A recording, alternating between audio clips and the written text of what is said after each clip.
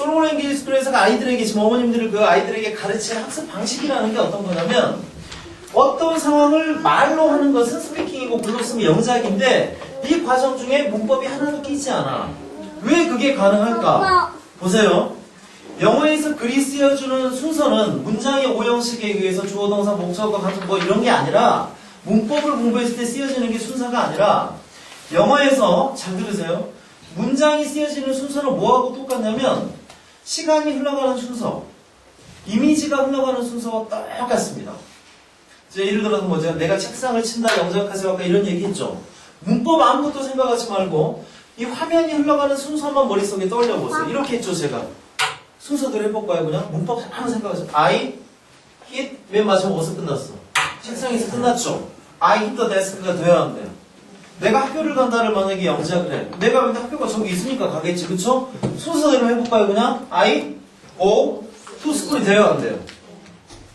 영어에서 문장이 쓰여지는 기본 원리는 어디에 있냐면 문법에 있는 게 아니라 상황이 흘러가는 순서가 영어에서 글이 쓰여지는 순서는 좋아요 안 좋아요?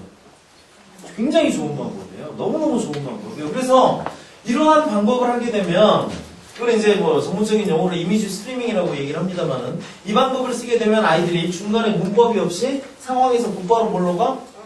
영어로 간단 말이에요. 그 중간에 우리말이 끼어요 안 끼어요? 모국어 간섭 현상이 없어지는 거예요. 그러면 속도가 빨라져요 느려져요? 지금 필요한 건 뭐? 스피드. 지금 필요한 건 스피드. 속도가 빨라질 뿐더러 문법이라는 개념을 이해하지 않고도 영어에서 어순이 어떻게 만들어지는지 기본적인 이해를 아이들이 너무나 쉽게 할 수 있어. 너무나 쉽게. 그래서 일반적인 프로그램에서는 영작을 시키지도 않지만 해라 그러면 뭐라고 하냐면 애들이 전부 다 책상에 머리 박고 이 순서가 이게 동사가 하고 앉아있거든요. 이러한 학습으로 공부하면 하늘 쳐다보고 있어요. 그 상황이 어떤 순서로 흘러갈까를 머릿속에 그림을 그리고 순서 그대로 말로 해. 지금 어머님들이 한번 내가 한 얘기 드린 그대로 상상을 해보세요. 문법이 끼어요 안 끼어요? 우리말이 끼어요 안 끼어요? 안 끼잖아요. 생각하는 그 순서가 그대로 뭘로 만들어져요? 글로 만들어져요. 이거 글로 쓰면 뭐야? 영작이라고요. 말로 하면 스피킹이에요. 다시 말해서 이 프로그램의 시작은 여기서부터 출발을 해요. 여기서부터. 어머님, 영작이 되는 아이들이라면 독해가 될 거야 안 될 거야? 당연히 되겠죠. 근데 잘 들어두세요. 자, 이렇게 얘기를 하니까 문장을 만드는 방법에 있어서 문법을 통하지 않고 영상의 순서, 이미지가 흘러가는 순서대로 문장을 만든다는 것은 굉장히 좋은 방법이잖아요. 그렇죠? 근데 잘 들으십시오. 이 방법은 너무나 좋은 방법이고 문법이라는 것 없이도 영어를 이해할 수 있게 만들어주는 너무나 좋은 방법이고 아이들의 창의력이나 발표력이 필요합니다. 내 생각대로 이 얘기를 하는 거예요. 그러면서 만들어가는 거거든요. 그런데 이 방법은 치명적인 단점을 하나 가지고 있는데 그게 뭐냐면 이 방법으로는 죽었다 깨어나도 긴 문장을 못 만들어요. 문장을 짧은 문장밖에 못 만들어요. 영어 단어수로 따지면 거의 뭐 한 4단어 이내의 문장밖에 못 만들어요. 그러면 그렇게 짧은 문장을 써먹을 때가 별로 없죠. 중학교 1, 2학년 교과서도 해결을 못한단 말이에요. 그렇죠? 그런데 이 문장들의 영어는 무조건 문장이 마음대로 막 뒤가 늘어나는 게 아니라 규칙적으로 늘어나요. 그러니까 기본 문장 뒤에 뭐가 붙냐면 어떤 사물의 이름을 뜻하는 명사가 붙거나 또는 동사가 붙어. 그러니까 동사가 활용된 형태가 붙는 거죠. 분사의 형태가 들어가요. 그리고 또 하나의 문장이 또 붙어. 근데 이것들은 영어에서 뒤에서 문장을 이러한 공식대로 늘어나도록 구성이 되어 있는데 기본 문장 뒤에 그냥 붙을 수가 없어요. 그러니까 뭔가 연결해 줄 수 있는 연결고리가 필요해. 그 연결고리로 오는 것도 다 정해져 있어. 예를 들어서 명사 같으면 그 앞에 반드시 뭐가 오냐면 전치사라는 품사가 꼭 와야 돼요. 그래서 우리가 전면부다라고 얘기하는 거죠. On the board, in the school, at the playground, in my heart. 전부 다 이건 뭐야? 전면부예요. 영어에서 영어 문장이 뒤가 늘어나는 기본적인 형태를 살펴보면 70에서 80%의 영어 문장은 전면부에 의해서 문장이 늘어나게 돼 있다. 그쵸? 아까 맨 처음에 수업 시작할 때 선생님께서 시범 수업하는 거 보셨죠? 선생님들이 수업하신 게 뭐를 하신다면 바로 가장 중요한 것은 영어에서 확장을 하는 데 있어서 가장 중요한 게 바로 이 전치사란 말이에요. 이 전치사. 왜 중요하냐면 지금까지 초등학교 1, 2학년 애들도 on 그러면 뜻이 뭐야? 그러면 무엇 위에라고 대답을 해요. 선생님도 수업을 이렇게 하죠. 펜이 책상 위에 있어. 이럴 때 뭘 쓰는 거야? on을 쓰는 거야. 그럼 어떻게? on the desk. 이렇게 하면 on the hand. 그럼 이렇게 하면 뭐가 돼요? on the stone이요? on the head. on the stone이 아니고 head입니다. 이렇게 가르쳤단 말이에요. 근데 조금만 문장을 바꿔보니까 어떻게 되냐. 벽에 에어컨이 있다고 그랬어요. 영어로 하니까 there is an air conditioner on the wall이라고 얘기를 해요. 뭐 뒤에 돼? 넘어갔어. 천장에 파리가 한 마리 붙어 있어요. 영어로 해보니까 어떻게 되냐면 천장에 파리 한 마리 붙어 있다를 어떤 분이 영작을 하시냐면 제가 할게요. 갑자기 또 등에 땀이 살짝 날 뻔했죠? 그렇죠? 제가 할게요. There is a fly. fly가 파리거든. There is a fly on the ceiling이라고 얘기해요. ceiling이 천장이니까. 보세요. 여기가 파리가 있을 거 아니에요. 예를 들어서. 그쵸? 그럼 천장이 밑에 있어요? 위에 있어요? 여기가 천장인데 지금 파리가 이렇게 붙어 있거든요? 그럼 이 천장이 위에 있냐고 밑에 있냐고 파리가? 밑에 있죠? 근데 영어에서는 뭐라고? on the ceiling이라고.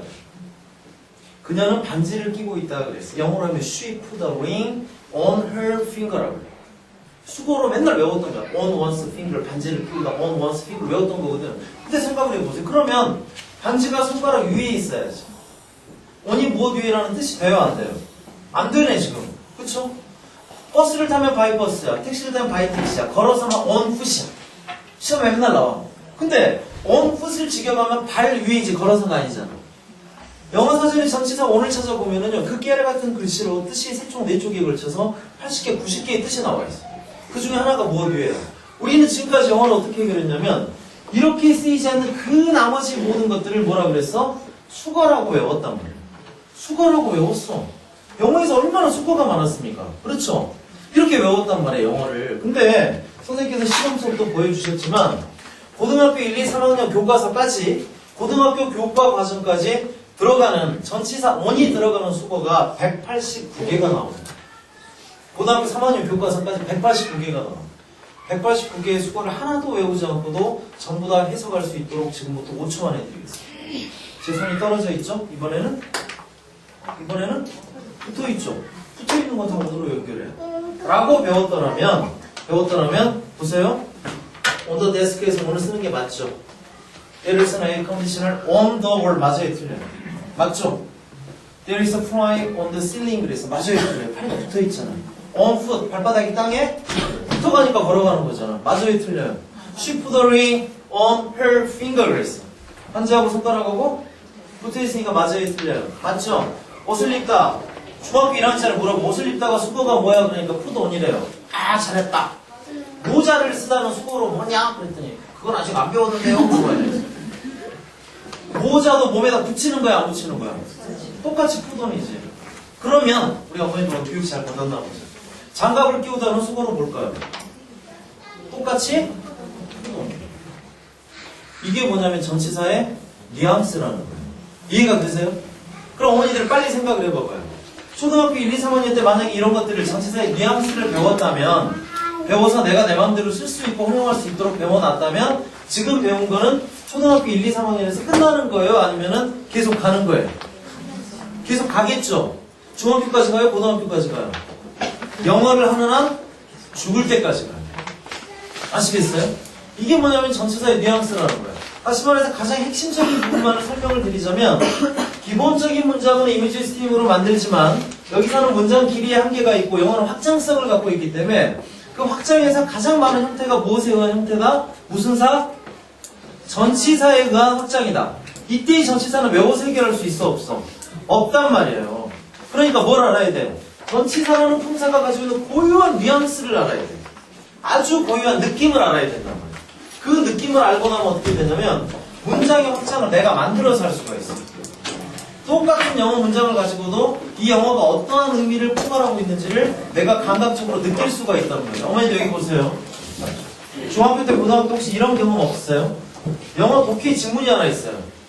근데 모르는 단어가 있는지 찾아봤더니 모르는 단어가 하나도 없어요. 아주 쉬운 단어들로 되어 있어요. 해석을 해라 그러니까 해석을 못하고. 그런 경우 있어요, 없어요? 왜 그러냐면 그런 경우에 거의 100%가 이 전치사의 종류다. 수거를 안 외웠기 때문에 해석을 못하는 거예요. 단어는 쉽잖아요. take off 그랬어. take 너무 많이 들어본 단어죠. of 너무 많이 들어본 단어죠. 해석을 못하겠어. 왜? 수거로 안 외웠으니까. 비행기가 이륙하다를 take off라고 수거로 얘기를 합니다. 보세요 어머님들. 활주로가 이렇게 쭉 있는데 비행기가 이렇게 가. 활주로 바닥에 지금 비행기가 붙어있어 떨어져 있어? 붙어있죠. 오늘 쓰겠죠. 근데 활주로에서 톡 떨어져서 날아가는 순간을 우리가 이륙한다라고 해요 안 해요? 아까 가르쳐 드렸던 뉘앙스 중에 붙어있는 건 on이에요. 붙어있던 게 톡 떨어지는 건 다 off예요. 그러니까 뭐라 그래? take off라는 단어를 쓴단 말이에요. 이해가 되셨어요? 뉘앙스라는 게 이렇게 중요한 겁니다. 그래서 학생들에게, 아이들에게 영어를 가르치는 데 있어서 어머님도 여기 보세요. 주목하세요. 봐, 여기 선생님 손 보세요. 손이 떨어져 있지. 이번에는 붙어 있지. 이렇게 붙어 있는 건 다 on으로 연결하는 거야. 선생님하고 칠판하고 봐. 붙어 있다. 그럼 뭘로 연결할까? on으로. 선생님이 영어로 teacher고 얘는 board야. 그럼 어떻게 할까? teacher on. 더 board가 되겠다. 그치? 지금 이렇게 만약에 아이들한테 가르친다면 7세, 8세 애들이 이거 알아먹어요, 못 알아먹어요? 지금 한 거 알아먹어요, 못 알아먹어요? 쉽게 알아먹죠? 뉘앙스 수업이라는 건 어려운 수업이 아니에요. 뉘앙스를 처음부터 알고 들어가는 애들은 영어에서 자유로운 감각적인 영어가 구사가 돼요. 스스로 문장을 만들어 확장을 할 수가 있어요. 그렇지 못한 아이들은 수거를 외우지 않고 외우지 않은 것들을 해결할 방법이 없어요. 영어는 엄청난 암기 과목입니다. 외우지 않으면 안 되는 거거든요. 근데 방법을 알고 외우라는 얘기죠. 이러한 과정이 훈련이 되어 있는 아이들은 나중에 본격적인 영문법 과정을 들어가도 이해하는 속도가 다른 애들보다 2배 이상 빨라집니다. 실질적으로. 저도 성인부터 유치, 유아까지도 수업을 다 해본 사람이지만 대학원생들을 모아놓고 이런 전치사 뉘앙스 설명을 해줘요. 오늘 붙어 있는 거고 이런 얘기를 해주죠. 어떻게 반응이 나오는지 아세요? 와, 그걸 몰랐네. 어머니들 중에 알고 계셨던 분 있으세요? 없죠? 들어보니까 어때요? 쉬워요, 어려워요? 이걸 알면 영어가 쉬워지겠어요? 어려워지겠어요? 근데 이걸 어른이 하는 게 아니라 어려워져. 쉽죠? 애들도 하겠죠? 처음부터 감각으로 익혀야 되는 거야, 이거를. 학문으로 익히는 게 아니라. 이것도 마찬가지로 문법이 머릿속에 이미 들어가 버린 애들한테는 학습 효과가 떨어지는 거예요. 파닉스도 이미 너무 많은 단어를 외워버린 애들한테는 효과가 없을 거 아니에요. 그쵸? 시작 단계에 필요하듯이 감각적 언어 구사를 위해서 기본적인 문장이 이미지 스트림을 스스로 생성을 하고 영어의 확장을 뉘앙스를 하고 스스로 만들어낼 수 있을 때 뭐가 되는 거냐면 영어의 기본이 되는 거예요. 기초 회화를 외웠다 그래서 영어의 기본이 됐다고 얘기를 하는 게 아니라 기본적으로 아이들이 영어를 이해하고 영어를 할 수 있는 기본 베이스를 만들어주는 거라고. 지금까지 이런 영어가 있었어요? 없었어요? 솔직히 전혀 없었어요. 지금까지 영어는 하는 순서에 맞게 수준에 맞게 맨날 회화 외우고 잊어버리고 외우고 잊어버리고 하다가 초등 고학년이 되니까 중학교 가야 되고 입시 안 할 수 없고 일반 학원 보내가지고 4년 보냈는데 5년 보냈는데 얘가 앞에서 영어를 줄줄줄 해요 하는 학생 저 한 명도 못 봤거든요. 돼요 안 돼요? 안 돼요. 야 네가 이거에 대해서 어떻게 생각하는지 A4 용지한 2장 나눠주고 네 생각을 글로 써봐.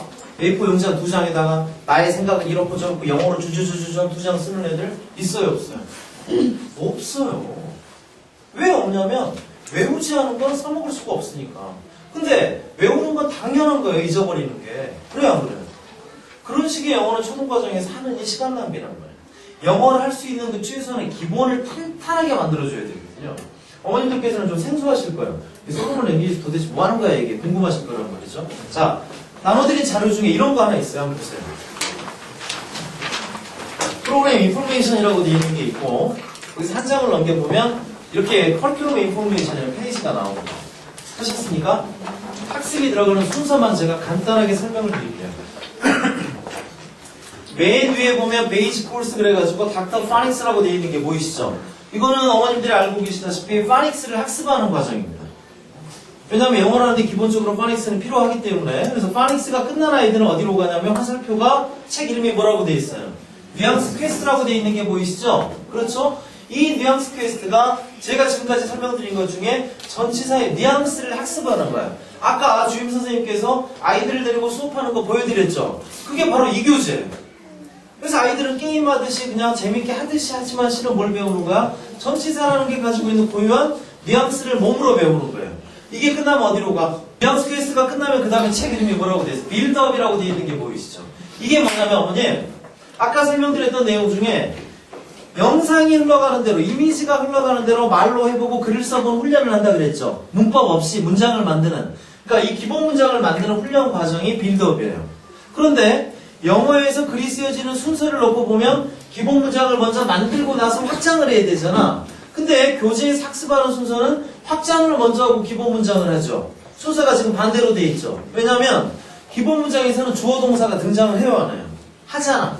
확장에서는 등장을 안 한단 말이에요. 그러니까 아이들이 배우는 학습자의 입장에서는 전치사의 뉘앙스를 더 쉽게 여기기 때문에 그걸 먼저 하고 나서 뭐를 해? 이미지 스트리밍을 통해서 기본 문장 만드는 훈련을 해. 그런데 뉘앙스 퀘스트 밑에 숫자가 뭐라고 써있나요, 지금? 1이라고 써있죠. 빌드업이라는 오른쪽 교재 밑에도 숫자가 뭐라고 써있어요? 1이라고 돼 있죠. 이게 무슨 얘기냐면 책이 한 권짜리라는 얘기예요. 그러니까 뉘앙스가 책이 한 권짜리고 빌드업이 한 권짜리예요. 그러면 두 권이잖아요. 그렇죠? 두 권을 일반적으로 끝내는데 걸리는 시간이 3개월에서 4개월 정도가 걸려요. 그러면 3개월에서 4개월 동안 기본 문장 만드는 것도 배우고 그 다음에 뭐래? 그 전치사로 해서 확장하는 것도 배웠으니까 아까 제가 말씀드린 것처럼 영어를 줄줄줄 만들어 쓰고 자유롭게 해석을 하고 감각적으로 문장을 확장하고 할 수 있을까요? 4개월 만에? 3개월 만에 가능할까요? 불가능하죠. 여기에서 하는 이 과정은 뭐냐면 수학으로 얘기하자면 공식을 배우는 거죠. 영어를 하는데 공식을 배워. 이 배운 공식을 토대로 해서 수준에 맞게 문장을 해석하고 만들어보고 독해하고 영작하고 하는 훈련 과정이 체계적으로 이어져야 되잖아요. 그쵸? 그게 그 페이지 한가운데 보면 Reading and Writing에서 스텝 1, 2, 3, 4, 5, 6 돼 있고 괄호 안에 5라고 돼 있고 하는 그 부분이 보이시죠? 근데 여기 한번 보세요. 여기 중간 부분 보이시죠? 이 부분이 이미지 스트리밍에 대한 기본 공식과 전치사의 공식, 전치사의 뉘앙스를 배우고 나서 이 공식을 토대로 해서 체계적으로 쭉 훈련이 들어가는 과정이에요. 책은 그림이 다 안 나와서 그러는데 스텝 1에 괄호 열고 5라고 되어 있는 게 스텝 1이 5권짜리란 말이야. 5권 하는데 5달 걸려. 그러면 스텝이 6개니까 5, 6, 30 이것만 하는데 몇 개월이에요? 30개월이잖아. 짧아요, 길어요? 길죠. 근데 아이들이 영상만 하고 있을 수는 없잖아요. 종합회화 과정이 같이 병행이 돼야 되거든요. 그렇죠? 그래서 종합회화 과정이 어떤 거냐면 보시기 왼편에 있는 스피크업이라는 시리즈가 종합회화 과정이에요. 그래서 이 종합회화 과정과 영작 과정이 함께 병행이 들어가는 거예요. 수업 자체가. 두 개가 같이 병행이 돼. 대신에 이게 들어가려면 뭐를 해야 돼요? 그 전 단계에서 뉘앙스 개념과 기본 핵심적인 부분에 의해서 이 부분이 들어갑니다.